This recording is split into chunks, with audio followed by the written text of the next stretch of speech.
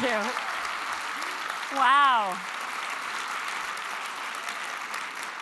That was the loveliest and most surprising introduction. Thank you. Francis, I was 15 months pregnant. Dan Rosenzweig, great friend and CEO of Chegg, was here. He told me when I was pregnant I was my own zip code. And he was right. And so, yes, I was leaning in. But thank you. That means so much to me. I am so excited to be here because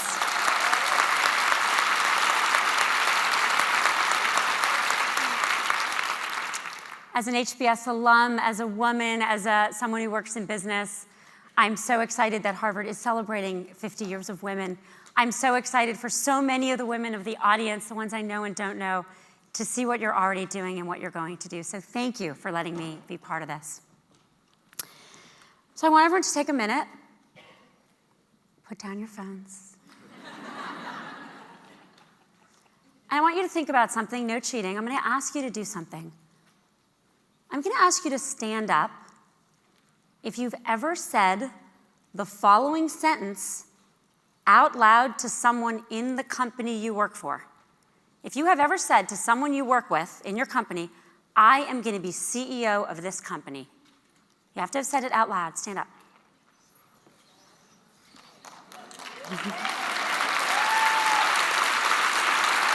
Thank you.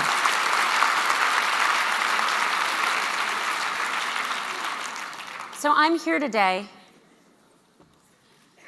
I'm here to do exactly one thing, just one thing, which is to give every woman in this audience not just the permission, but the encouragement to stand up next time that question is asked. Not just to be CEO of the company you're in, but to do anything you might not think you could do, to do anything that you might be afraid to do.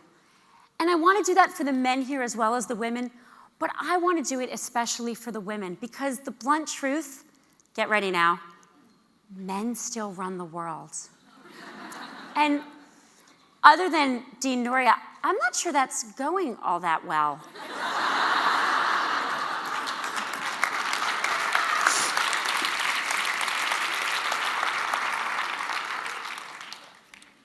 Women run 17 countries in our world. Women have one-fifth of the seats in parliament anywhere in the world. There is not a single country in the world where 5% of the large companies are run by women. Even worse than these pretty bad numbers is the fact that in many ways we are no longer making progress, particularly at the top of corporate America. Women have had 14% of the executive level jobs in this country for 10 years. 10 years of no progress. We're business people. What happens when trends go up? It went up from the 1970s to about 10 years ago, and then they're flat for 10 years. What happens next? They go down. And after 10 years of stagnation, we need to be worried about that. What's even worse than the absolute numbers is the fact that no one seems to understand that this is happening or be worried about it.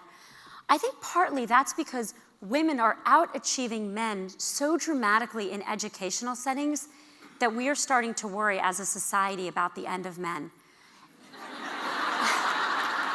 Exactly. I went to the most exclusive business conference of the year last summer. I sat down next to a white man at lunch. He said, "Remember us."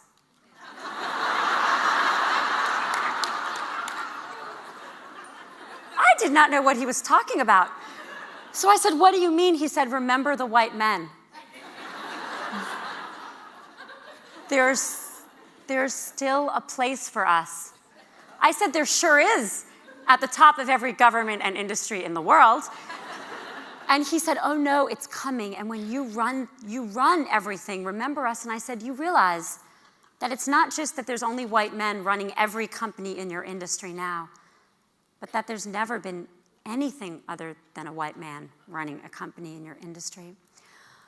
But what this leadership gap means is that when it comes time to make decisions in every boardroom in the country, in every town hall, on every shop floor, our voices are not equally heard. I want to spend our time today talking about What holds us back from standing up? You are Harvard Business School graduates. Why do you not automatically stand up? Why do we all not automatically stand up? Because I'm not saying I would have done it either. When someone asks if we're going to be CEO, I'm going to ask you to raise your hand for why you didn't stand up. I'm going to offer 3 reasons. For many of us, it's all 3. But take a minute and just think, why didn't you stand up? First reason, first thing that holds us back, raise your hand if you didn't stand up because you're not sure you have the skills to be CEO. You're just not sure you're that good. You're not sure. I went to college across the river at Harvard, and I took a class, European Intellectual History. You have to love that, right? How much would I kill to take that class now? I took it with my roommate, Carrie, who was a brilliant literature student. We were seniors, and my brother, David, who was a sophomore and a water polo playing pre-med. Not as into the subject as we were. Carrie went to every lecture and read all the books in the original languages. No, not a joke. I went to all the lectures and ran all the books in English. My brother went to 2 lectures, read 1 book, marched himself up to our room, plopped himself down on our couch for 3 nights to get tutored for the exam. We sat for the exam in our little blue books. I learned yesterday that Harvard still has those little blue books. I don't know if Drew Faust is here. I asked her yesterday, what are you guys doing with the little blue books? But we sat for the exam in our little blue books. And we walked out of the exam and we looked at each other and said, how'd you do? And Carrie said, I'm not sure I fully explained the Hegelian dialectic. And I said, I don't know if I really connected Locke's theory of property to the philosophers who followed. My brother said, I got the flat one. The flat what? The flat A. Not the A minus, not the B plus, the flat A. We looked at him and said, you don't know anything.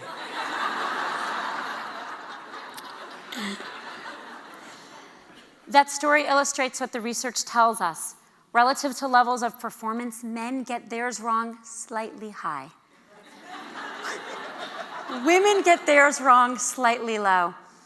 Even more importantly, men ascribe success to their own skills. If you ask a man why he did something well, he'll say, because I'm good. I have those skills, and that's a good thing. If you ask a woman why she did something well, why she was successful, she will ascribe her success to hard work, help from other people, and getting lucky. And even if she doesn't think that's why she was successful, the rest of the world will tell her that is why. And that's a really big difference because if you're successful because of your own skills, you know you can bring those skills to the next opportunity. But if you're successful because of help from others and getting lucky, those might not show up the next time. This is why we know that men apply for promotions when they meet some of the criteria.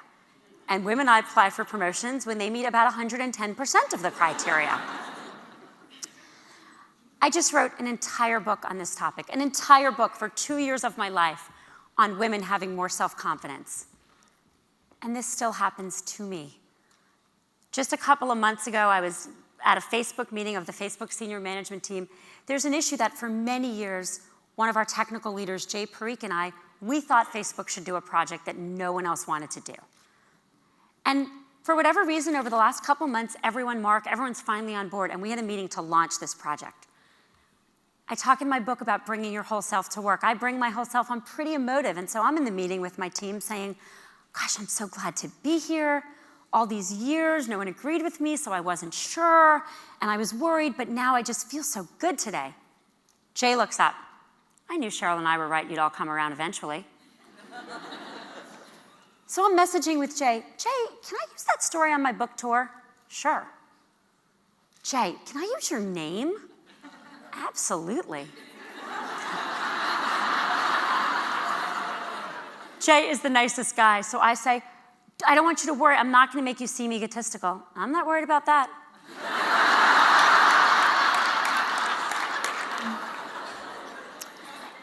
Go back to your offices and watch where people sit in meetings. Relative to position, more men sit at the front, the center, at the table, more women sit on the sides. And ideally, companies and managers would correct for this. We would just make the adjustment. We would know, look, women are applying when they meet all the criteria, men are applying when they meet fewer. Women aren't sitting at the table, I'll just adjust. But God, is that hard to do? I gave this talk on gender issues at Facebook. And after the talk, a couple hours later, a young woman came to see me and she said, I learned something today. I'm feeling great. I gave a talk, she learned something. Then she said, I learned to keep my hand up. I'm still feeling great. That was one of my main messages. Then she said, I learned to keep my hand up because at the end of your talk, you said you'll take 2 more questions. And then I put my hand down after 2 questions, and all the women put their hand down, and then you took more questions, only from the men. It's embarrassing. So if it's me, I clearly care about this, giving this talk, and I can't notice that the women have put their hands down and the men have kept their hands up, we have to understand that we need to reform our institutions, we need better public policy, all of that is true. But the number one person who controls whether you keep your hand up is you. The best thing we can do for women is tell them, keep your hand up because the world is not going to notice when you take it down. We have that responsibility to do it for ourselves and to teach the women around us to do this. It's hard to change how you really feel. I have found in my life that as things have gone well, yes, I feel more confident, I sit at more tables, but like the story I just shared says, I probably still don't feel as confident as maybe I should. I don't know. You don't have to change how you feel. I'm still not Jay Parikh. I would like to be Jay Parikh for like 2 hours because it must just feel great.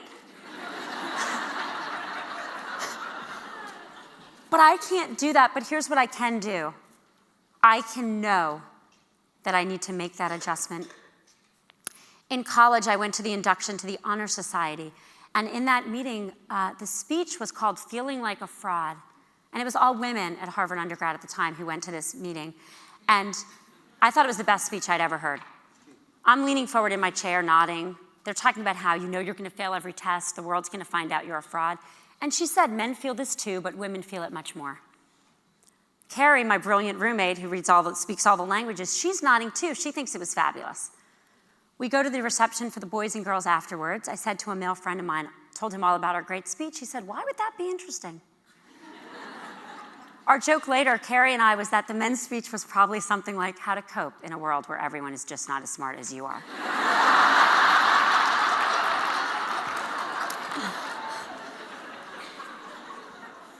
I can't change that I'm not as self-confident as Jay Parikh.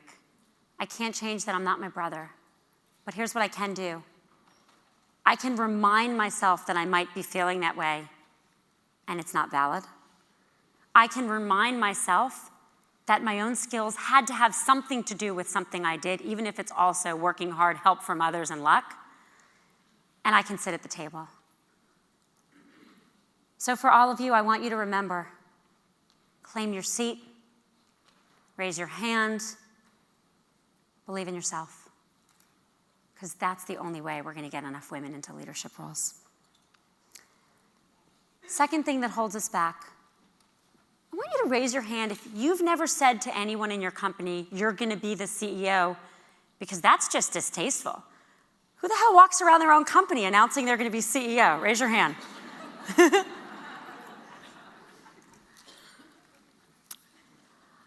I want to acknowledge that ambition is a difficult conversation. Ambition is hard. So I want to be clear what I mean and what I don't mean. Here's what I don't mean. I don't mean that there's one form of ambition that I'm going to write a book and tell everyone that they should have the same ambitions I do, that everyone should want to go to HBS and be, COO of a company. That's not what I mean. We all should have our own goals, define what we want for our lives. Any goals we have, those are the right ones. And the second thing I don't mean is that there aren't women out there that are ambitious. Of course there are. There are women out there who are as ambitious as any man. And the third thing I don't mean is that this is all up to women, that women aren't held back by sexism and discrimination and institutional and public policies we need to change. Of course that's all true. But here's what I do mean, and I want to say it unequivocally and unapologetically, and I want all of us to start acknowledging it, because until we fix this, we won't fix the leadership gap.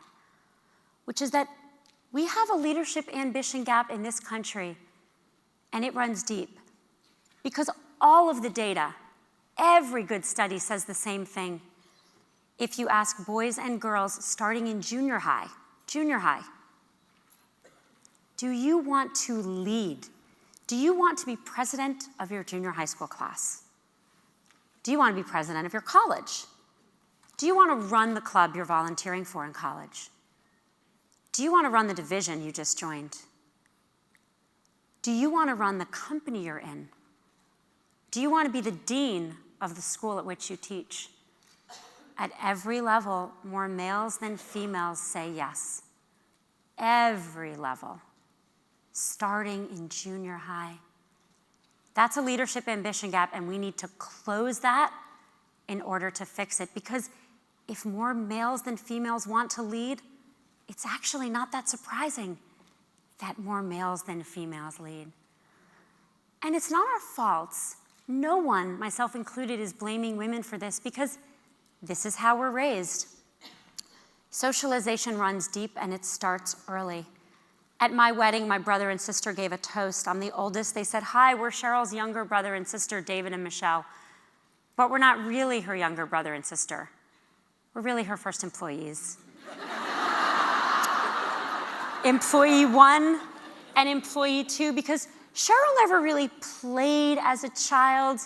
She just organized other children's play.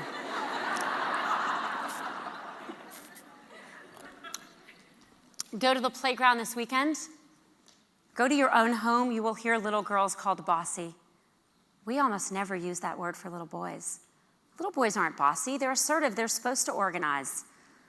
Little girls are bossy.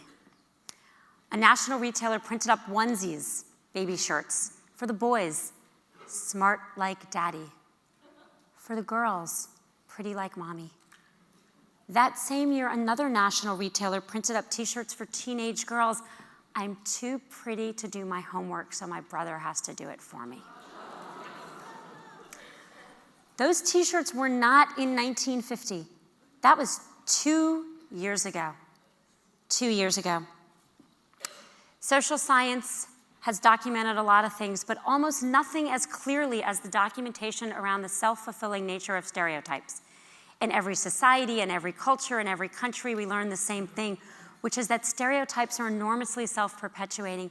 And it is those stereotypes, it is bossy little girls and little girls that are supposed to be pretty, not smart, that leads directly to what I think are one of the biggest obstacles for women in the workplace, which is that success and likability is positively correlated for men and negatively correlated for women. Deep research documents over and over again that as men get more successful, more powerful, they are better liked by women and men. And as women get more successful and powerful, they are less liked by women and men. This is why when you hear things at work like, "She's really good at her job, but she's just a little aggressive," we have to stop and understand what that is. Men in the audience, please raise your hand if you've ever been told at work that you were too aggressive. Don't be shy. There's usually one, sometimes not. Women in the audience, please raise your hand if you've ever been told that you're too aggressive. I can't count how many times I was told that. This holds us back. Rachel Thomas just became the president of leanin.org, the community effort I'm starting along with the book. And she was talking to her 5-year-old daughter, Haley, about why she took the job. And she said, "Haley, what if I told you that as daddy does better at work, more people like him? But as mommy, as I do better at work, fewer people like me. What would you say?" And she thought her 5-year-old would say, "That's really unfair." Those of us who have kids are really into unfair, right? But that's not what Haley said. Haley said, "Well, then mommy, I would just not do as well at work. So more people will like me." The good news is this is an imminently solvable problem, because if we understand it, we can correct it. There's a man who works for me at Facebook, and we were just doing performance reviews at the end of the year last year. And he started off by saying, "I haven't read your book," which, I mean, Why? If you were me and you worked for me, wouldn't you at least pretend to have read my book? And it's really short. This thing is like a 2-hour read. But he said, but I have listened to all the things you've said, and so I just got feedback that this woman who works for me is too aggressive. So rather than write down too aggressive in her performance review, I went back to the men and women who said that, and I said, I want to ask you a question. Can you tell me what she did specifically that's too aggressive? And they answered. And then he said to each one of them, if a man had done those same things, would she have been too aggressive? And to a one, the answer was no. The more women become leaders, the more we will associate women with leadership characteristics. The more women lead, the less we will call little girls bossy. Stand up. Stand up that you're going to be CEO of your company because you are not just standing up for you, you are standing up for our gender. You are standing up because as you lead, as you become Ann Moore, you change the stereotypes. And that's a service for everyone. Third thing that holds us back. Raise your hand if you haven't told someone you're going to be CEO of your company because you want to be a good parent. Hard to do both. Almost impossible. Peggy Orenstein, a friend of mine, she wrote a fabulous book called Cinderella Ate My Daughter.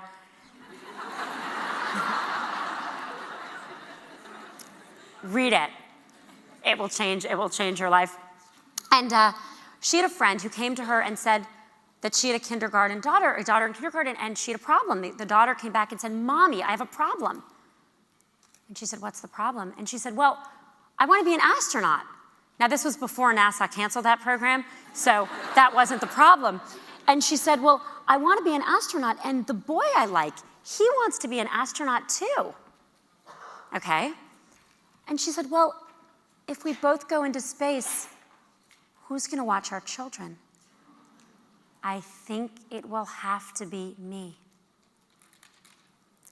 The bad news in that story is that's a smart little girl because she's right. My parents are here with me today. From their generation to mine, we have made more progress in the workplace by far than we have in the home. Most women in this country work full-time. Most mothers work full-time. Their husbands work full-time if they have them. We still do an enormous amount more of the childcare and housework.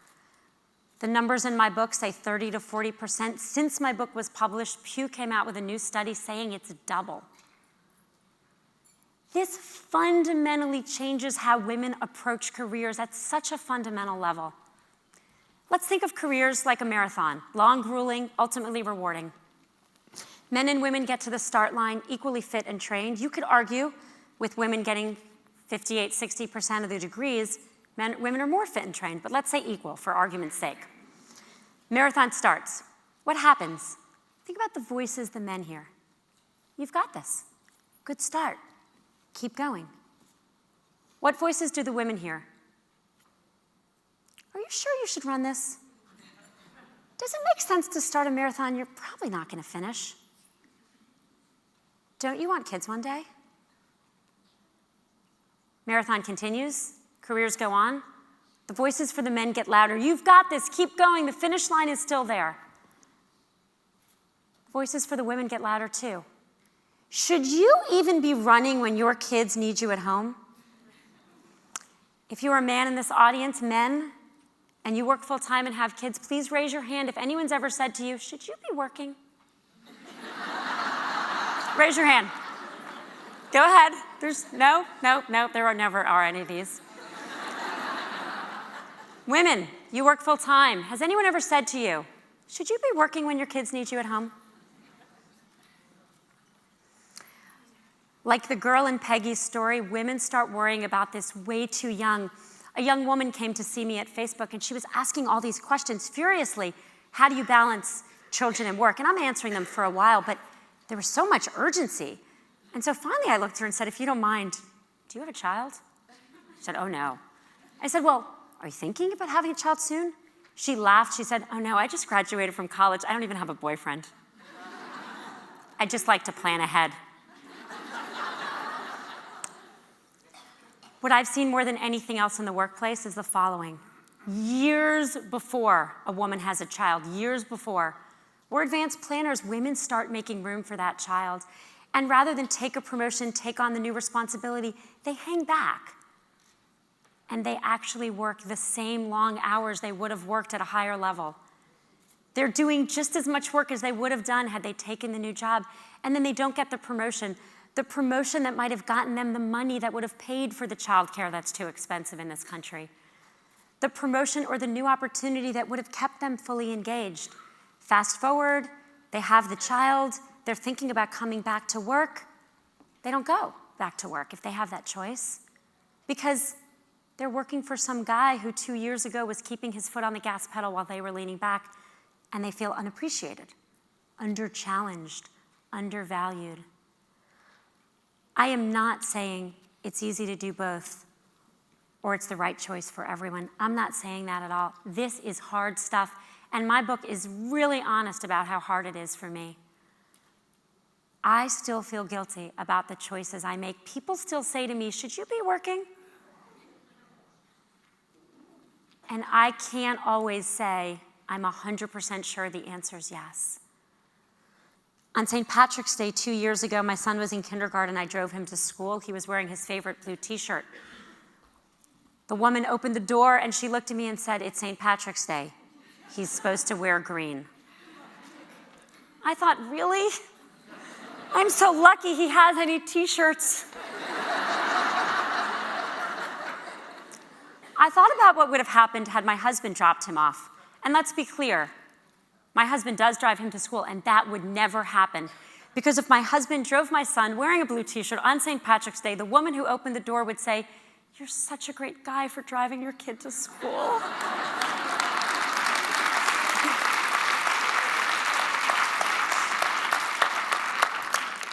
I, of course, spent the day feeling like a bad mom, wondering if I should drive to Target, buy a green t-shirt, then show up at the class. But it turns out you can even embarrass kindergartners, and I would be that mom, and hi, my green t-shirt. And so instead I called my husband Dave, and I said, Dave, he didn't have a green t-shirt.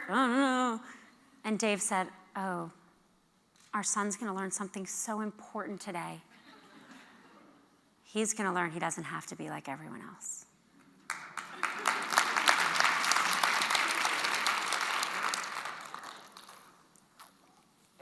I'm not saying we won't feel guilty. My husband and I both work full time. We're both active parents. I worry and feel guilty all the time. He thinks we're heroes. I've said I leave at 5:30. He leaves at 5:30. We get home at 6. His view is no one has jobs like ours and gets home the way we do. We're heroes. My version of the story is I'm just not in that classroom as much as the other mothers. I'm not saying we can let go of the guilt, but here's what we can let go of. We can ban the words having it all from the English dictionary. Those are terrible words, and they are never used for men. As a woman, when there are words that are never used for men, they're usually bad. We can't have it all. I'm incredibly lucky. I have a lot, and I'm grateful for it. And I know so many in this audience are incredibly lucky, and we're grateful for what we have. But none of us ever have it all because we make trade-offs every minute of every day. We choose between exercising and sleeping. We choose between working and playing. We choose between our jobs and our kids. We choose between our spouses and our friends. Every minute of every day, we make trade-offs. So what can we do? We can let women get from or to end. Women, we live in a world of or. The world wants to tell us or. You can be a parent or a professional. You can be a CEO or speak out on issues you care about. Men get to do both. Men get to be parents and professionals. And that doesn't mean every woman's going to choose to do both. That doesn't mean every man's going to choose to do both. But let's at least start off teaching our daughters and ourselves that we have that option, just like men. I think the other thing we can do as women is let ourselves off the hook. I learned not just from my husband's reaction, but from the data, and it's in my book.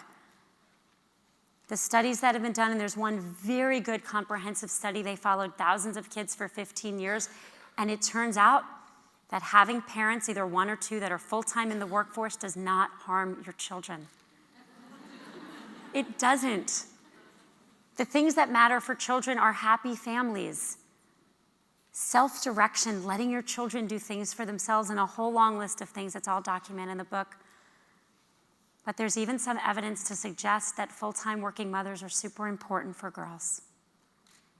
We can let ourselves off the hook. So what would the world look like?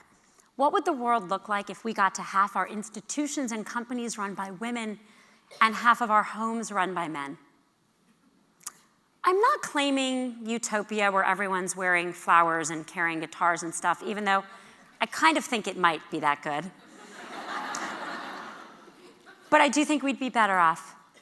We'd be better off at work. Our companies would be more productive. Warren Buffett has graciously said that one of the reasons he's done so well is he was only competing with half the population.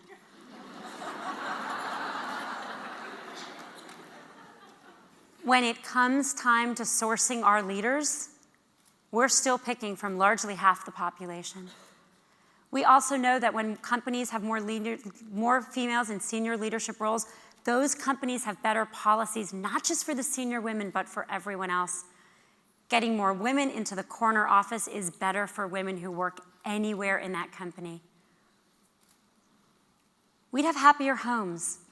We know that at any income level, with any level of maternal involvement in children, children are better off when they have more active fathers, better off emotionally, academically, professionally.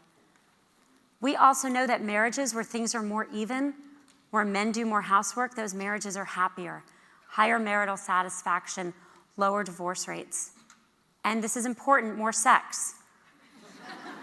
I've said publicly that if you want to have more sex with your wife, you should do the laundry.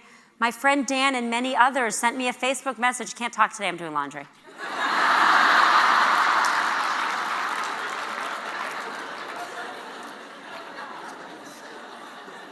It's my favorite quote. It's from a Harvard Business School professor, Rosabeth Moss-Cantor. She has said, if you want to help your wife succeed in the workplace, do the laundry.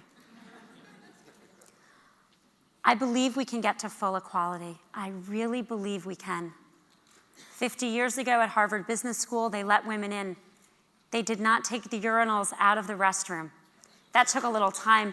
A woman I met from that class told me it was as if they were saying, we're not quite sure this whole girl thing's going to work out. And if it doesn't, we don't want to have to reinstall the urinals, so we'll just leave them there. Today at Harvard Business School, there are so many women in attendance that the men's room became a women's room, and the urinals are still there. But it was a different experience. The hard work of the generations who came before us, of the women, and I think there are some in this audience. Is any of this audience from that first class? Anyone? Stand up.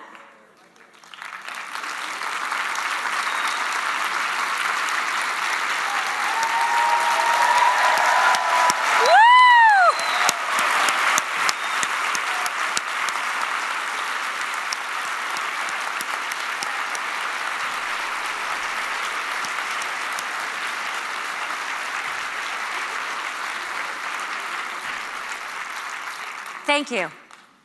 Because it was harder for you than it is for us. And because of what you did, it's easier for us. The hard work of this woman and so many others, they broke the glass ceiling. And now's our moment. Now's our moment to get to real equality. My book, Lean In, leanin.org, the community I'm working on starting, argues that the only way we get there is a more open and honest dialogue, that we can transform our minds, and we can transform our institutions. But in order to get there, we are going to have to do things differently, and we're going to have to be more honest and open. Because the thing about gender is we don't talk about it. I didn't talk about it. As of 4 years ago, I had never said the word woman in the workplace. Because if you say the word woman, you're a little afraid someone will notice that you are a woman. Or you realize that the person on the other side of the table will think you're asking for special treatment or about to sue them. And men certainly don't say it. A friend of mine who runs a large institution said, it's easier to talk about your sex life in public than talk about gender, if you're a man. And so we don't talk about this, and it's not working, so let's start talking about it. Let's start talking about mentoring and sponsorship. We know that mentorship and sponsorship is hugely important for women and men in their careers. We know that men get more of it than women. But let's have the honest talk about why. A man and a man at a bar. What does that look like? Mentoring, meeting. A man and a woman having a coffee at a bar. What does that look like? An older man and a younger woman. What does that look like? Since 86% of the top jobs in our country are held by men, if women are going to get mentored, we are talking older men and younger women. 64% of managers in America say that they're male managers, they're nervous to be alone in a room with a woman. You can't mentor unless you can be alone in a room. The whole thing has to take place alone in a room. And we need to make that access equal. In my book, there's a story of a man from Goldman Sachs many years ago, Bob Steele. He realized he wasn't comfortable having dinner with women. So he just announced, I will only have breakfast or lunch with anyone. And he took a lot of flack. And Ken Chenault, the American Express CEO, did an interview on my book with Fortune for me, and he was asked, will you have dinner alone with women who work in your company? And he said, absolutely, part of my job. Each institution and each person and each man has to get there the way they want to, and both of those answers seem fine to me. Just make it obvious and equal. Let's start talking about it.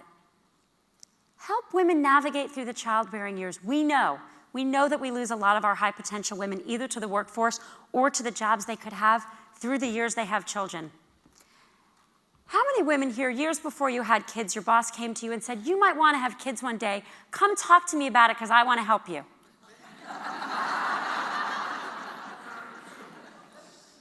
We never talk about it. We believe that because it's illegal to discriminate based on things like gender or pregnancy or age, we can't talk about them. That's not true. My brother, who did read my book a couple weeks ago, he's a surgeon. He just moved to Houston. He's hiring a new team. He's talking to a woman about joining his surgical team. She's in her late 20s, just got engaged. He said to her, I hope you join my team. You may want to have kids one day. You don't have to talk to me about that. That's your business. But I have two sisters. I'm one of them. And I have a wife. And all of them really struggled through pregnancy. They didn't want anyone to know they were pregnant. Couldn't hide it if you were me, but other people can do that. They were worried people would take away their jobs or take away part of their jobs. Does this feel familiar to anyone? So if you come to my team and you work here and you want to have kids one day, my door's open. Come talk to me anytime. I'm not going to give the good surgeries to some man because you're pregnant, and I'm going to help you. I'm going to help you take a leave. I'm going to help you come back. That conversation needs to start happening in every workplace in America. Every single one.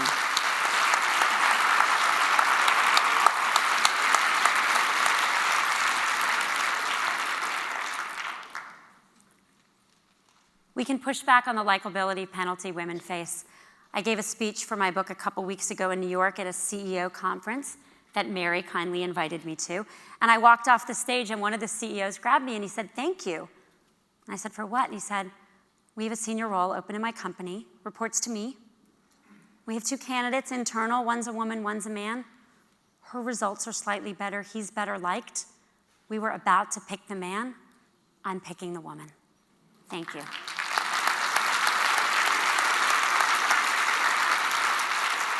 And the next time you hear someone call their daughter bossy, walk up to that man or woman and say, your daughter's not bossy. She has executive leadership skills. Harvard Business School is great proof. It's the proof I talk about in my book that talking about these issues openly and honestly can change things. The amazing Frances, who you got to meet in this video, working with them.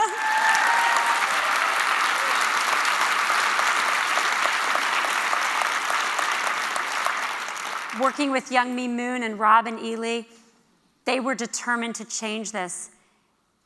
Dean Noria, when he was hired as dean just 3 years ago, made the first woman, Youngmi, who's ever been in charge of the MBA program in charge, and had an open dialogue about how they were going to change it. Historically at HBS, it's true when I was here, it's been true since the school let in international students and women, American males have outperformed academically as a percentage females and international students. And they decided that they were going to go around classroom to classroom and say that openly. Here's what's happening. No one ever said that when I was here. And they said that.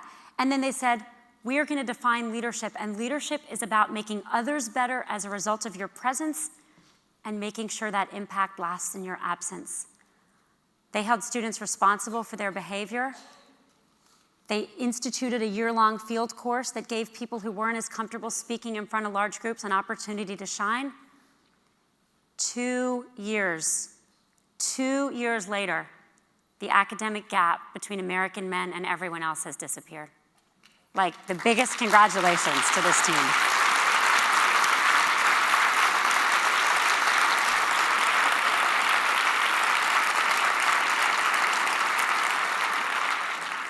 And importantly, satisfaction is up, not just for the women and the international students, but for the American men as well. Because equality makes us all better off. Along with the book, started leanin.org, which I've mentioned, to try to foster an ongoing community effort. We have about 130,000 people who have joined us. Please join us. Go to www.leanin.org or come to Facebook. We're doing 3 things. Not surprisingly, building an online community. People are sharing their Lean In stories. I hope the woman who's here, who is the first class of HBS, you're going to post her Lean In story. There are amazing stories up there. Ursula Burns, the Xerox CEO, her story starts out that she grew up in the projects of Manhattan, and she was told she had 3 strikes against her. She was poor, she was Black, and she was a girl. And her life is a series of overcoming those to run one of America's biggest companies. The second thing we're doing is education, working with the experts at the Clayman Institute for Gender Research at Stanford, along with practitioners. We've taken what has normally been pretty expensive executive education that only senior managers get to have, and we've made it 20-minute lectures with study guides online, free for everyone. There are great lectures on there about how to negotiate for yourself,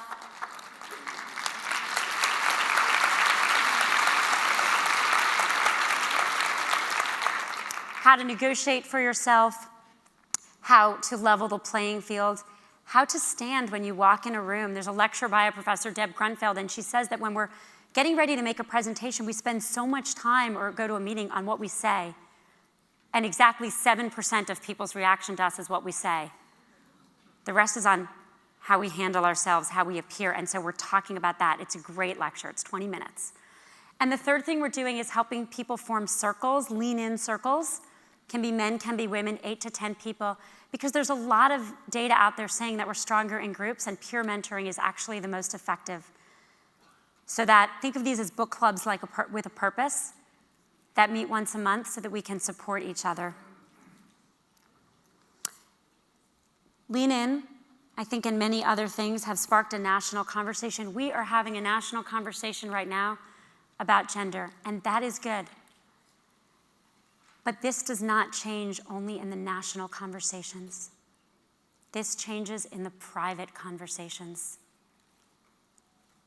This changes in the conversations that we need to start having with every employee, with every manager, with every husband and partner, with every child. This changes in the next generation with men like Kunal Modi, who wrote an incredible post, which is how I met him, saying he's a Harvard Business School student graduating this spring, saying, man up on workplace and family issues. Don't do this as a favor for women, do this because it's good for you. He has a great post on leanin.org if you want to read it. This is the kind of leadership we need. The world changes with every man who leans in, with every dean who gets hired and decides that women have to perform as well academically as every man, as every man. And the world changes with every woman who leans in, every woman. At Facebook, we have posters around the office. They're in red and they're a culture. And one of them says, fortune favors the bold. Another says done is better than perfect. Very important. My whole life is about done is better than perfect. And another says, what would you do if you weren't afraid? I thought about what I would do if I wasn't afraid. I'd write a book on women. And it took me a long time to get to that because there were a lot of reasons to be afraid of writing that book. But I'm really glad I did it. So I'm going to end where I began. I want you to take a minute, and I want you to think about what you would do if you weren't afraid. Would you want to be CEO? What are you not doing because you don't think you can? What can you do to advance yourself, to advance women, to change the world just a little bit? So think of one thing you can do if you're not afraid, and then stand up. Stand up if you are going to do it. Stand up if you can think of one thing that you're going to do differently.